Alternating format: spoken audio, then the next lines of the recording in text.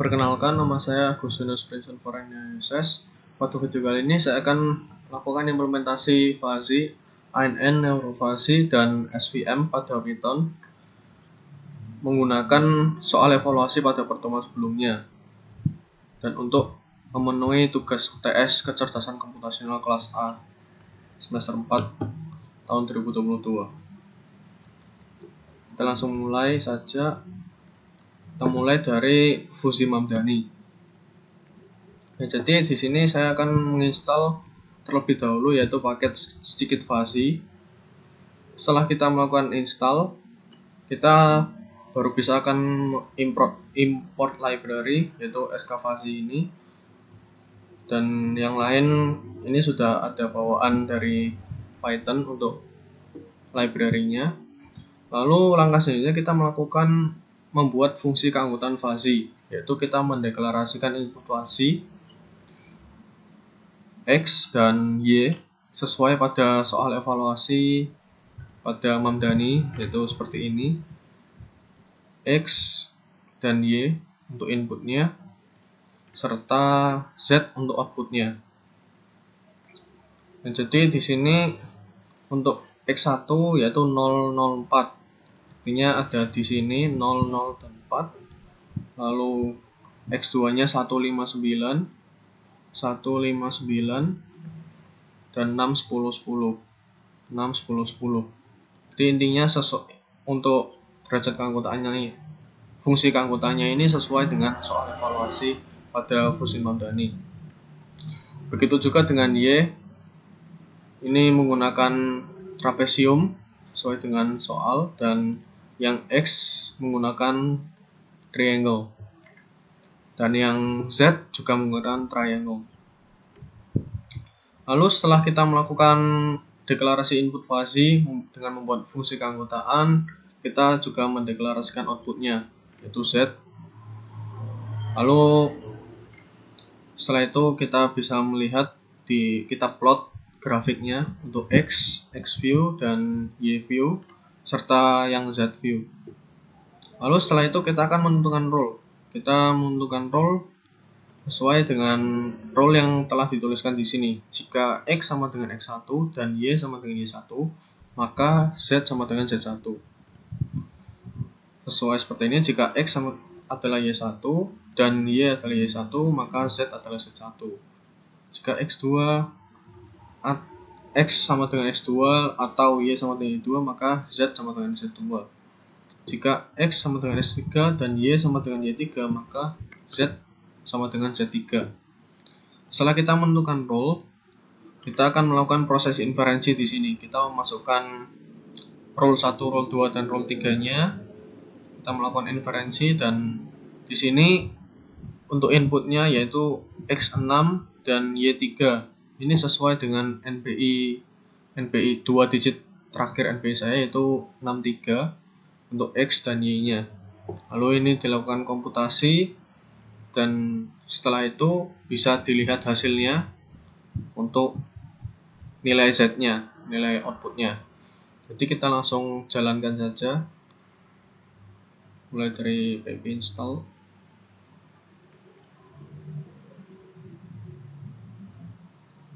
Lalu kita jalankan yang kedua.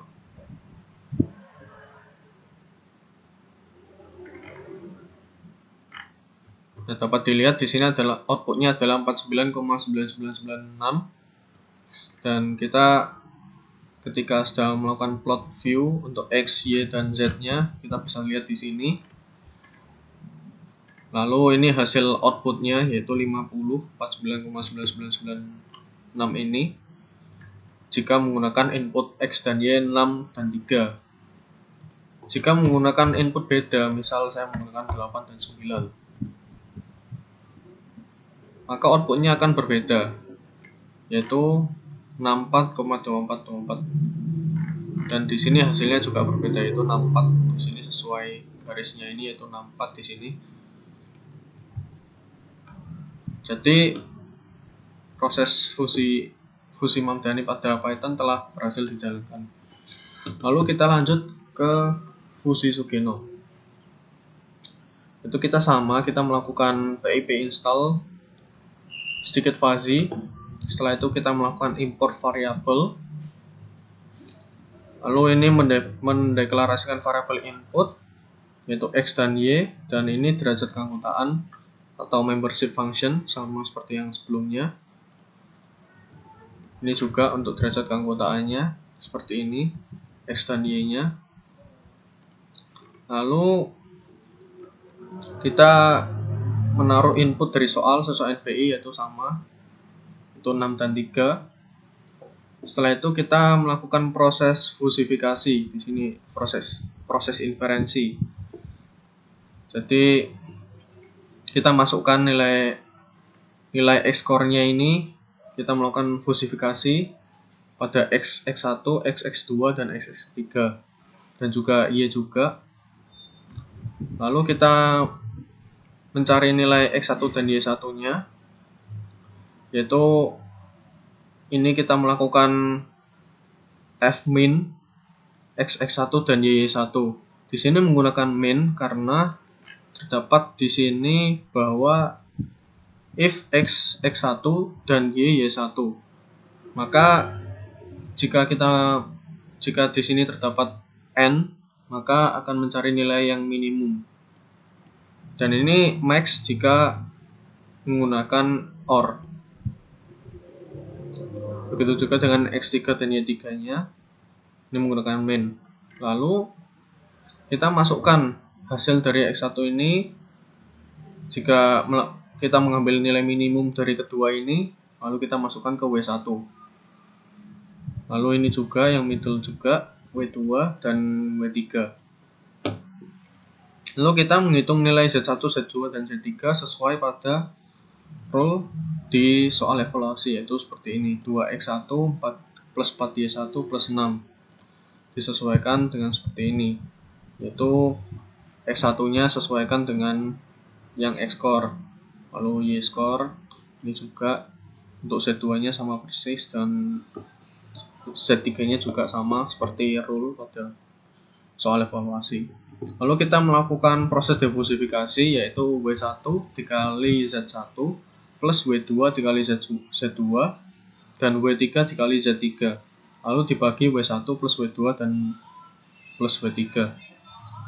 Setelah itu kita coba jalankan. Nah, jadi hasil input 6 dan 3 di sini yaitu outputnya -1. Jika kita mengubah di sini misal jadi 5 dan 4. Nah, ini hasilnya adalah -12. Ya, jadi proses khusus Sugeno di sini sudah berhasil dijalankan.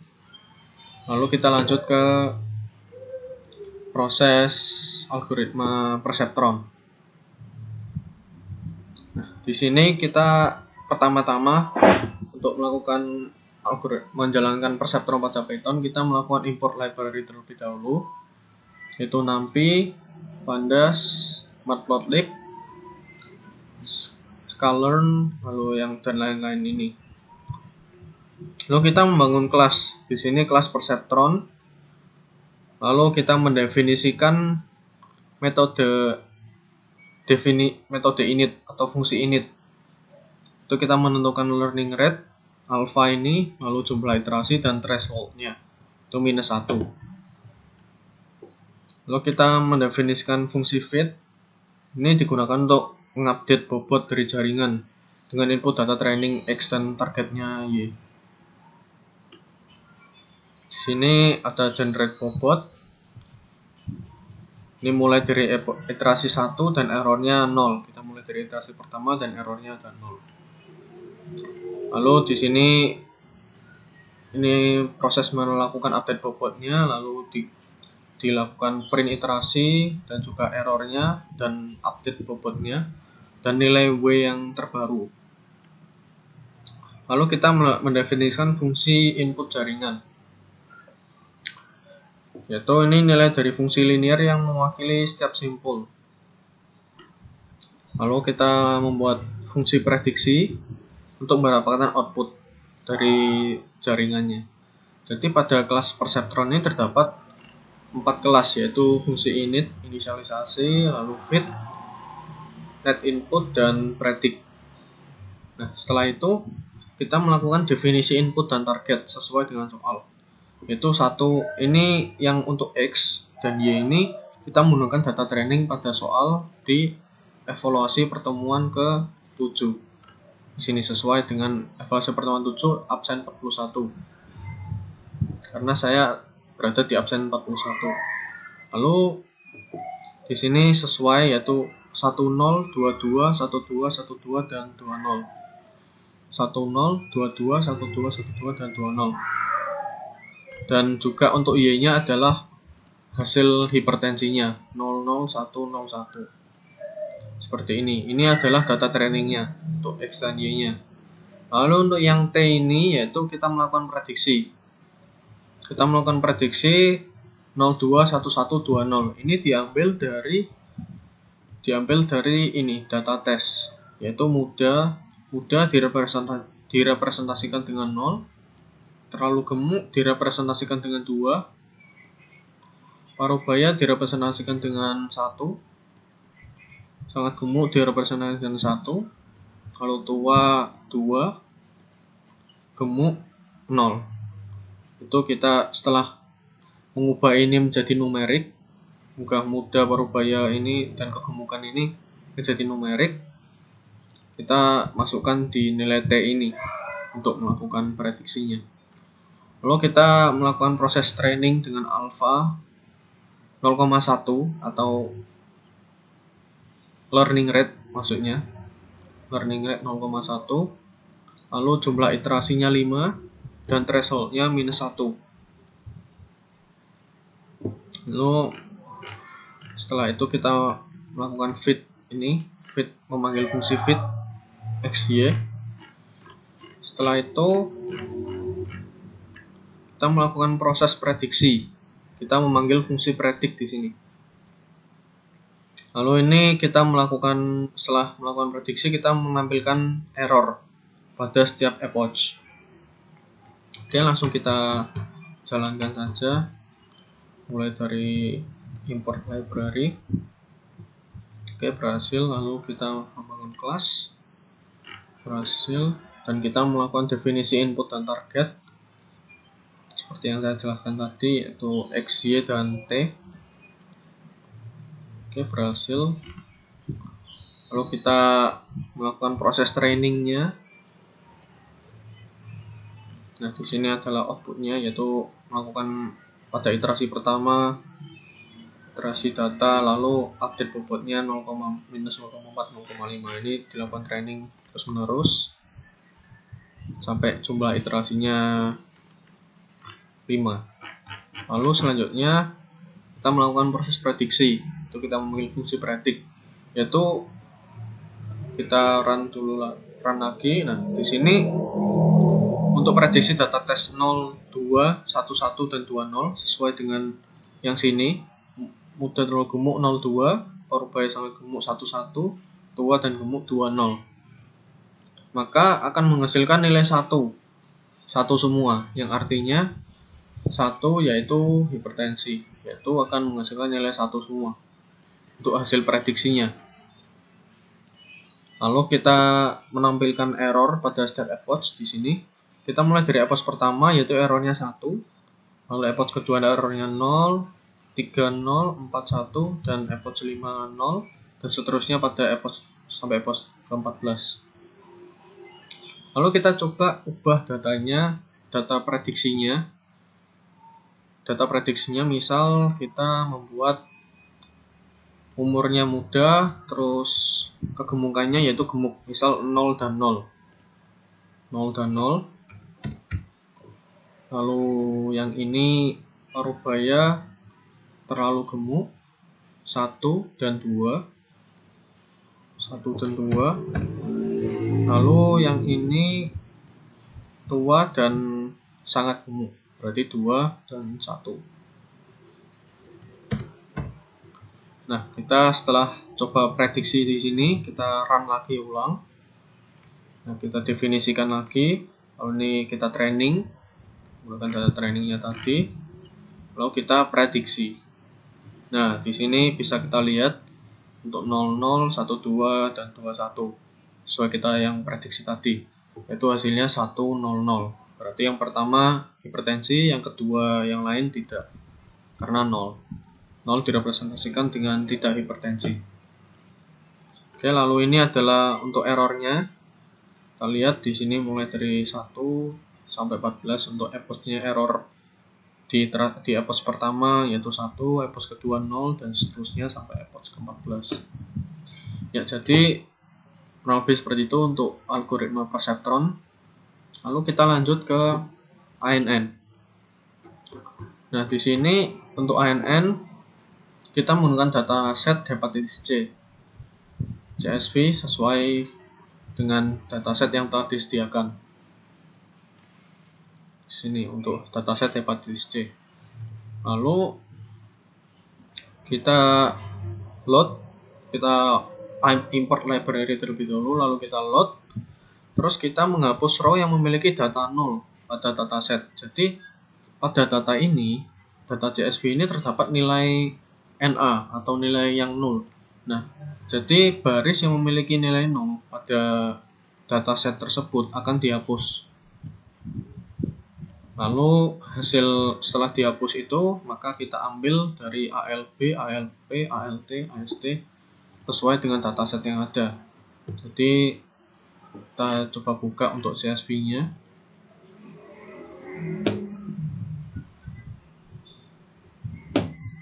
Nah, di sini, nah kita ambil ALB, ALP sampai di PROT ini.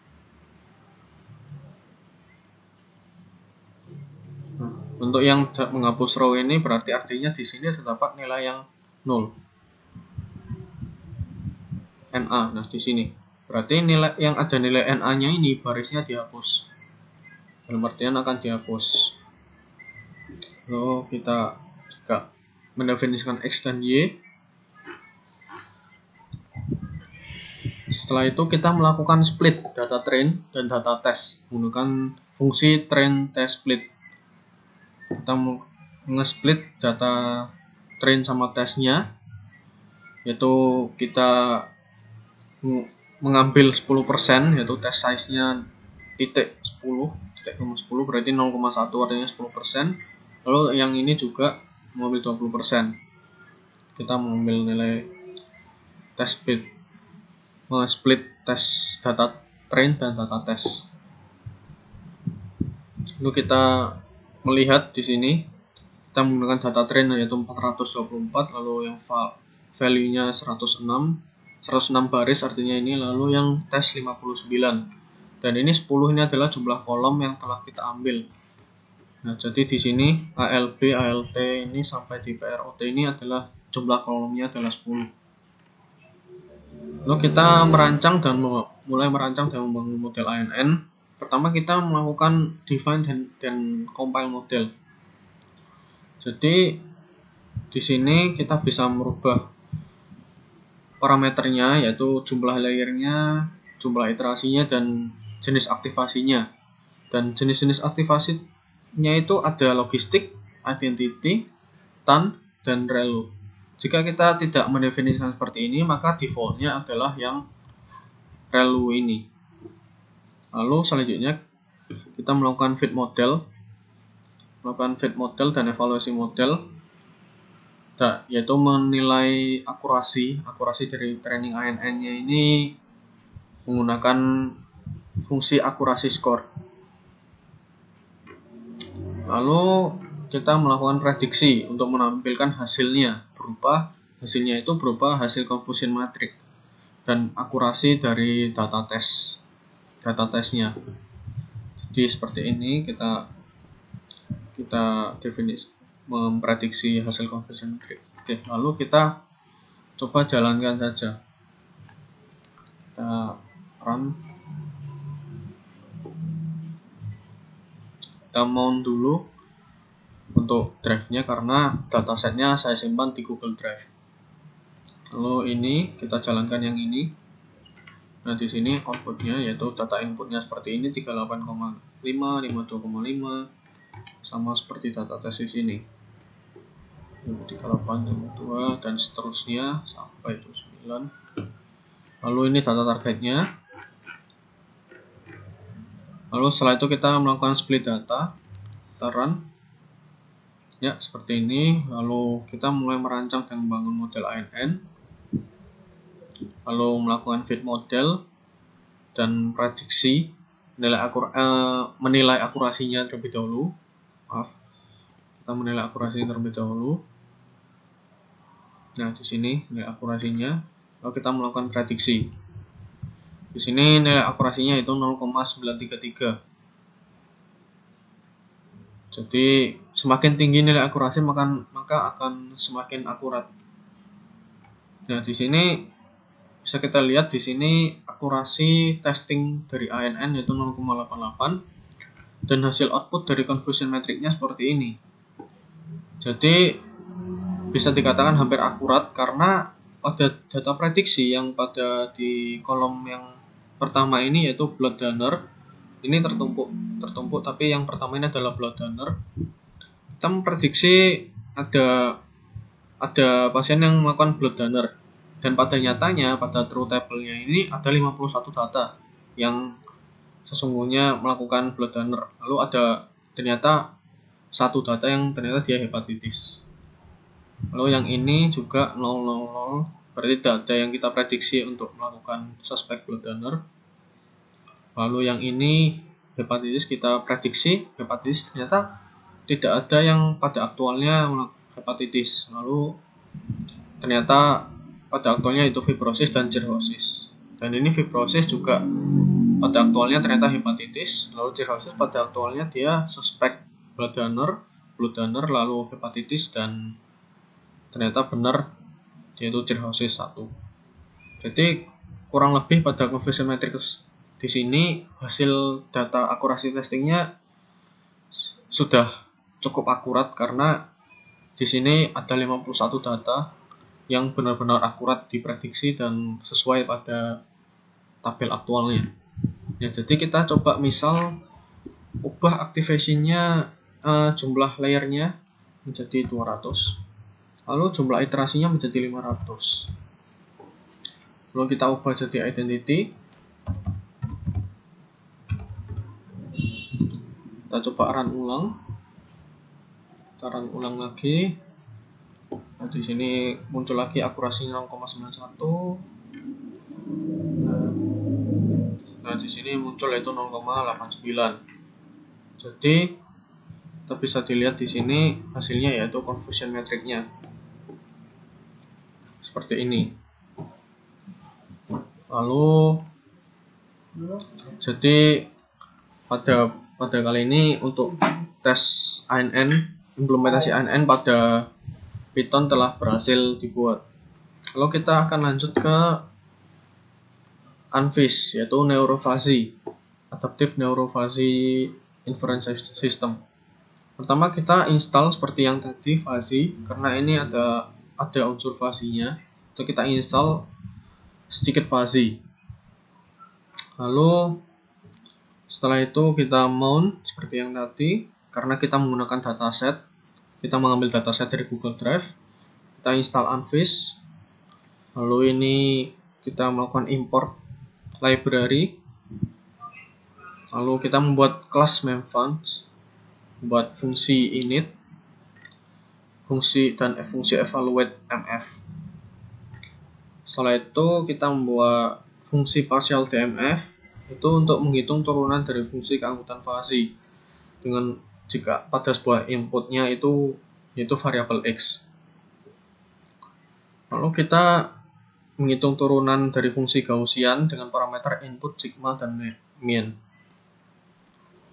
Lalu menghitung turunan dari fungsi Gebel dengan parameter input a, b, dan c. Hari ini kita hitung, lalu menghitung turunan dari fungsi sigmoid. Di sini sigmoid dengan inputnya b dan c. Oke. Lalu kita membuat kelas ANFIS dan beberapa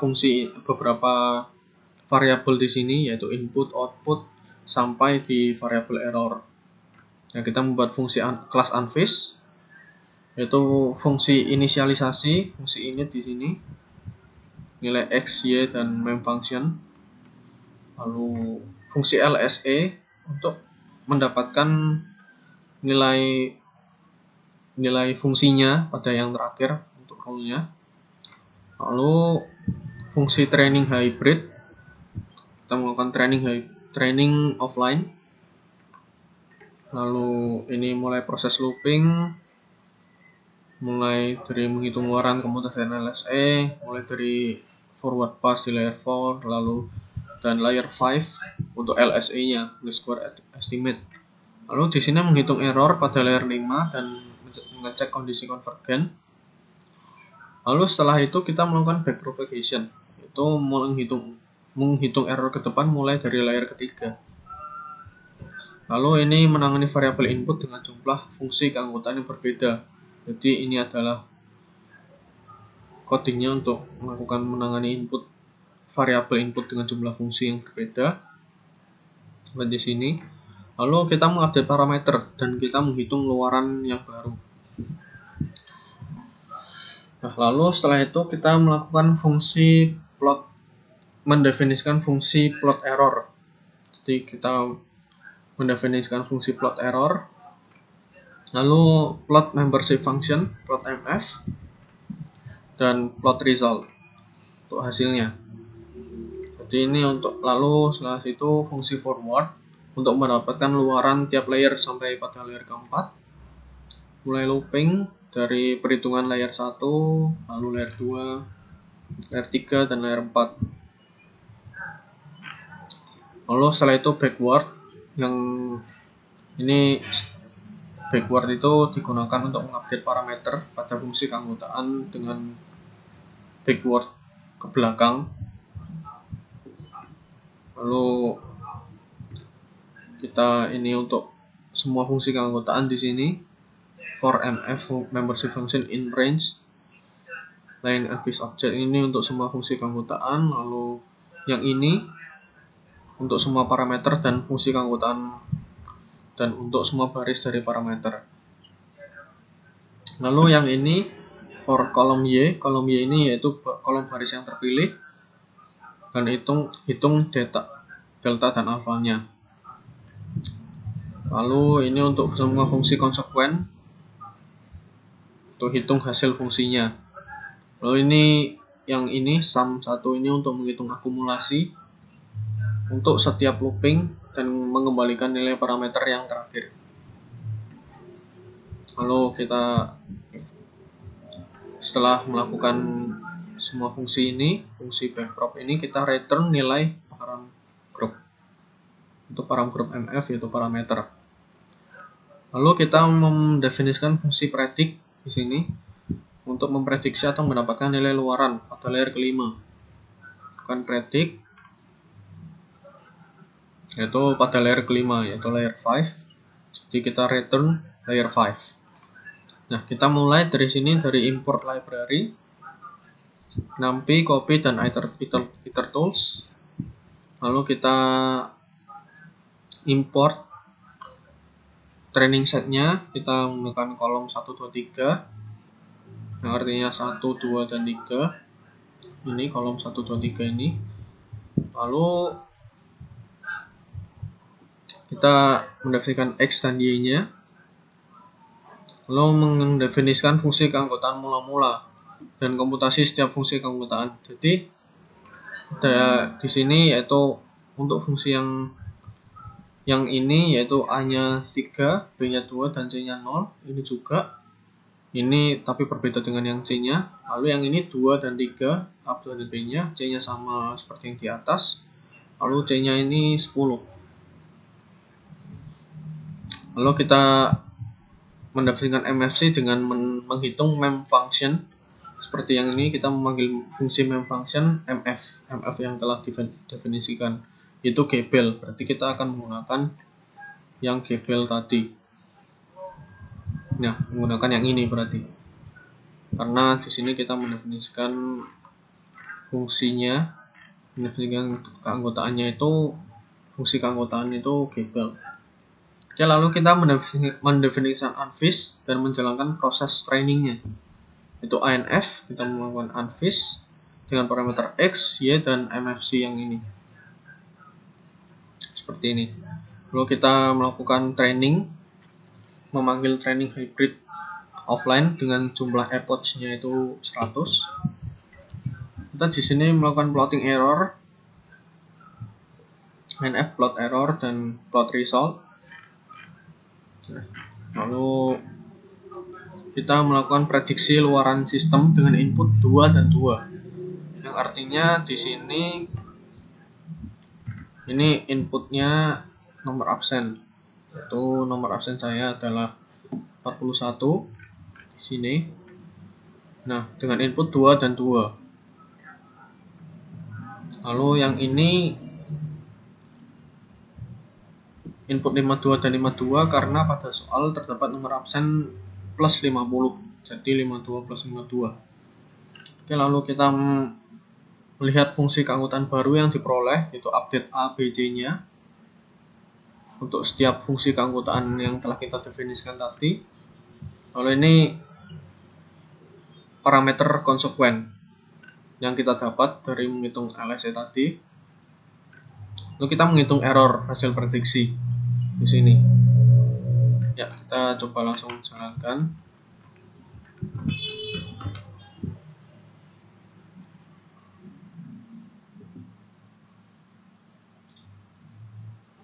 Kita coba jalankan.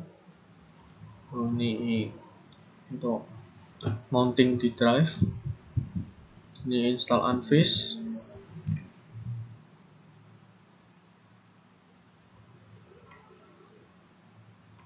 Yang ini kelas mem function tadi. Ini fungsi partial DMF. Lalu kelas unfish dengan fungsi-fungsinya yang ada. Lalu fungsi forward half pass, fungsi back propagation, lalu fungsi predict. Lalu setelah itu kita import library dan load.txt dan mendefinisikan fungsi. Ini kita definisikan unfish dan menjalankan trainingnya dengan 100 epoch.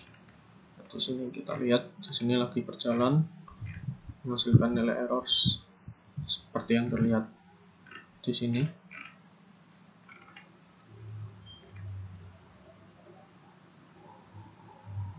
Nah, di sini hasil current errornya, dan ini plotting errornya di sini pada epoch ke 0 sampai ke sekitar 50-an. Ini errornya hampir stabil. Lalu yang di sini pada epoch ke 100 ini errornya sekitar segini, sekitar 3400. Oke. Lalu ini adalah data training, data yang ditrain seperti ini, dan data originalnya seperti ini yang biru. Lalu kita melakukan prediksi dengan input 2 dan 2 di sini. Nah, maka hasilnya adalah 39. Lalu jika input 52 dan 52, maka hasilnya adalah 1218. Kita bisa ganti di sini, misal dengan input 8 dan 9. Jadi artinya 8 dan 9, atau kita mencoba dari data training yang lain. Misal kita menggunakan input 9 dan 7. 9 dan 7. Nah, saya menggunakan ini. Lalu kita predict, dan hasilnya adalah ini, minus 8. Lalu kita mendefinisikan fungsi keanggotaan baru. Nah, di sini fungsi keanggotaannya yang awalnya tadi telah kita definisikan untuk A, B, dan C-nya. Di sini diupdate untuk A, B, dan C-nya. Lalu ini ada parameter konsekuen, itu hasil dari fungsinya, itu 19x plus minus 1y plus 261 seperti itu. Jadi di sini akan masuk ke rule nantinya. Lalu ini kita jalankan, nah seperti ini. Lalu kita melakukan perhitungan error. Nah, di sini yaitu nilai RMSE-nya itu 83,38 sekian. Oke, jadi pada sini proses unfish telah berhasil dijalankan dan kita juga sudah mencoba input yang berbeda di sini dari input 22 dan 97.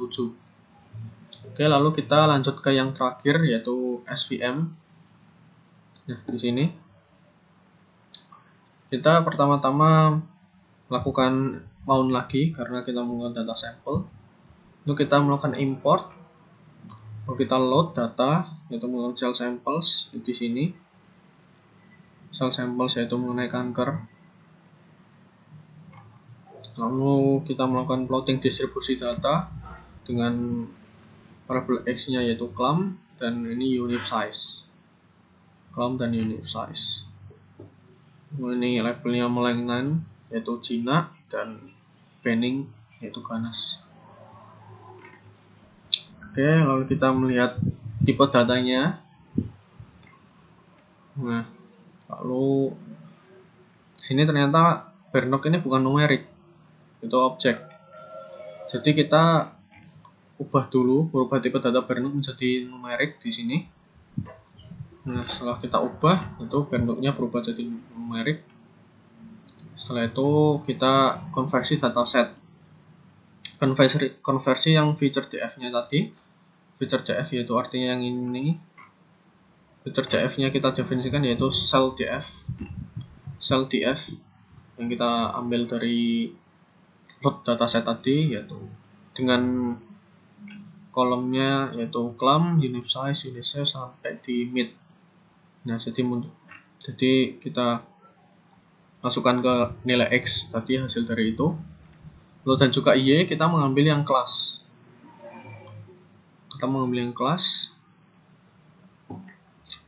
Lalu setelah itu kita membagi dataset menjadi data train set dan test set.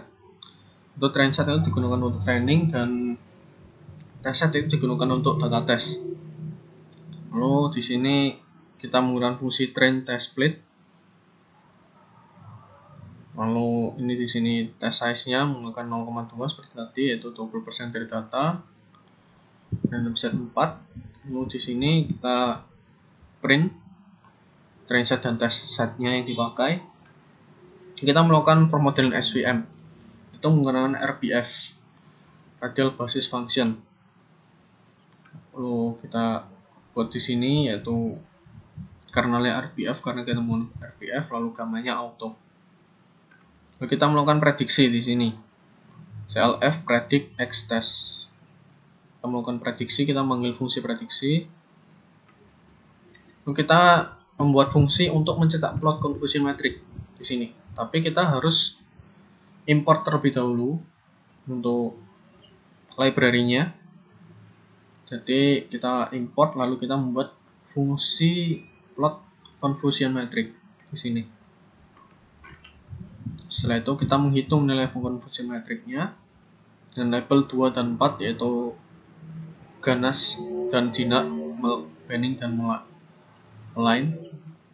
Jadi seperti pada dataset yang ada, cell samples. Coba saya buka di sini, cell samples. Nah, di sini cell samples yaitu 2 dan 4. Nah, kelasnya cuma 2 dan 4.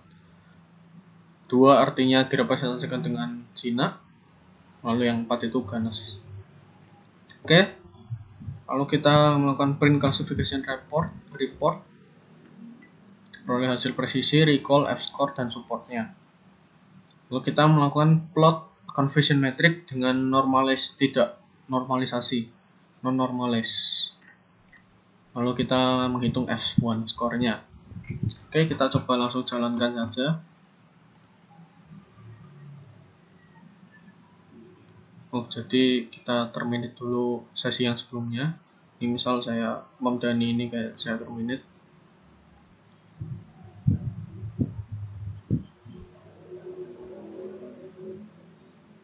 Oke, cukup. Lalu kita coba run ulang.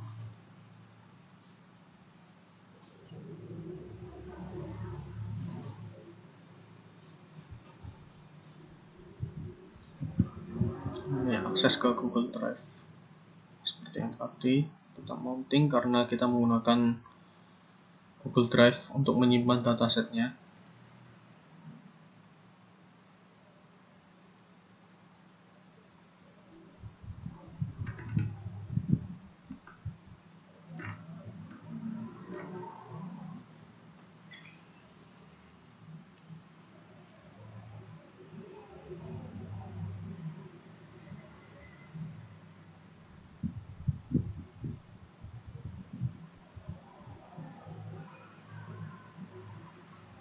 Nah, setelah kita melakukan mount, kita import library.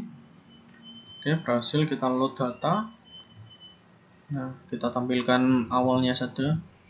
.head, kita tampilkan 5 data pertama. Seperti ini, lalu kita plotting kelasnya dengan column, unit size, dan ini labelnya. Nah, seperti ini. Kita setelah kita melakukan plotting, lalu ini kita melihat tipe datanya. Nah, di sini objek node-nya. Lalu kita ubah menjadi int. Nah, di sini kita ubah jadi int. Lalu di sini kita melakukan konversi dataset dalam bentuk array, yaitu clump, unit size, unit shape, single size, node sampai tml mid.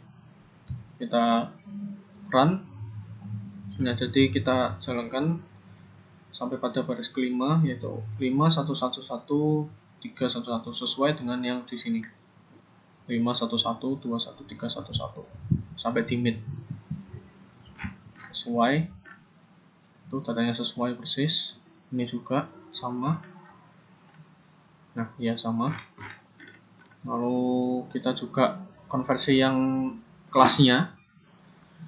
Yang kelasnya itu menjadi dalam bentuk array-nya, yaitu 2 ke 2, 2, 2 sesuai juga. Yang pertama yaitu 2 semua.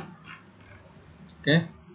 Lalu kita membagi dataset menjadi data training dan data test. Nah, di sini menggunakan 546 baris dan 9 kolom untuk train setnya. 9 kolom dalam arti yang ini 9 kolom ini jumlahnya 9 kolom. Lalu ini untuk test setnya yaitu 137 baris dan 9 kolom. Lalu kita run yang ini, kita menggunakan RBF permodelan SVM-nya. Kita melakukan prediksi. Nah, jadi yang tadinya 22 semua ini kita prediksi jadi 24242 ini.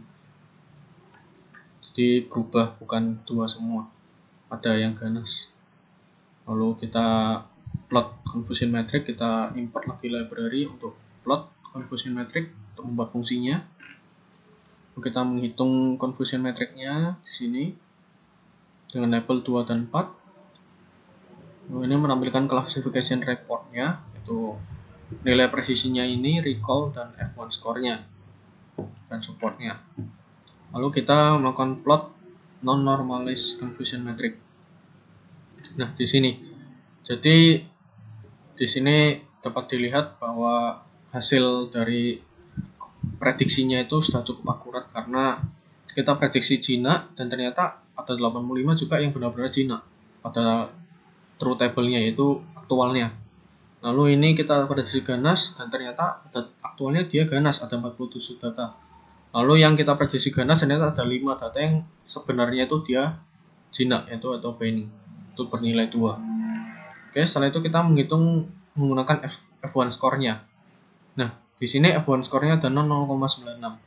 Jadi sudah dikatakan cukup akurat karena semakin tinggi nilai F1 semakin mendekati 1, yaitu akan semakin akurat. Ya, kita coba misal di sini kita lihat hasilnya seperti ini. Bisa kita lihat di sini untuk hasilnya.